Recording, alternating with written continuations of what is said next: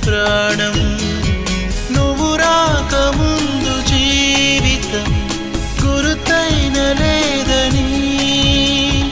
నిన్ను కలుసుకున్న క్షణం నన్ను వదిలిపోదని ప్రతి ఘడియ జన్మగా నే గడుపుతున్నానని ఈ మహిమ నీదేనని నీకైనా తెలుసాని నీకు చెప్పాలని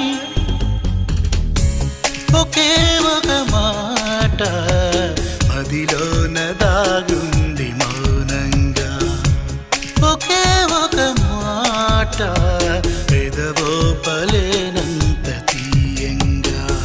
నా పేరు నీ